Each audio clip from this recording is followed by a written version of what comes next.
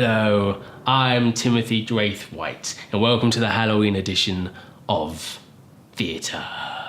Experimental stuff. I've got a lovely tale for you about a date I had in a cafe. It goes something like this. In a dingy, dirty, greasy spoon with just the grease.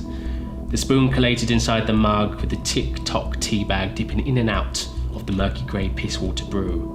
An establishment where society has bullied me into tipping this incredulous waitress, too bone-idle to remove the fucking tea bag from its clay container of contempt, or take away the spoon from whence she almost managed to stir it once. 76 years young and still donning the high school miniskirt she wore on the first day at work, all feeling cool, all doe-eyed but no longer cool. Half a tooth and frothy gums from which made my neighbour's cappuccino glum. From the comparison of foam, it was quite clear old Soapy Face was winning here. Anything to eat, dear? She dribbled out. I'm sure I'm exaggerating, but I could smell the gout. A bacon roll, I proclaimed. It boomed as I filled the cafe with my tremendous acting vocal range. A dove cried, a child was born. I was awarded the Nobel Peace Prize for causing such a storm. An ironic metaphor, I can only agree, but this isn't a paid job, so tough shit. Would you like butter on your roll?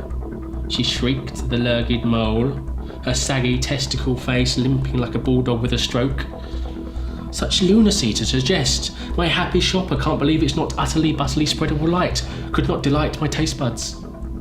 What Nazi ideology dare you spill? Of course I'll have some butter on my roll.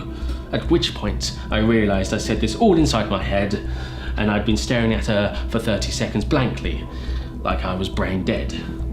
I flicked my wrist as if some lord, and she hobbled to the kitchen to prepare my breakfast. The door clanged open, a buzz rattled through. A spear of golden sunshine almost started to coo. A man, a bloke, a tall build, slightly older than me, scoured the cafe and sighted a chair with glee. A table between us, but empty and clear, he sat directly adjacent, confirming my fear. Instead of facing the window as I'd first done, he faced straight towards me like we're on some fucking gay blind date. Which felt like 20 minutes was actually more like 45 seconds. I fixated on the salt pot in case our eyes awkwardly met across the lurgied, baked bean-stained laminated tables. And then past tea sip, my curious brows lifted when eyes gazed over his. Our hands wrapped around a hot mug like some cozy Nescafe advert, the steam turning this glance into some homoerotic porn. I couldn't stop but to allow our eyes to meet.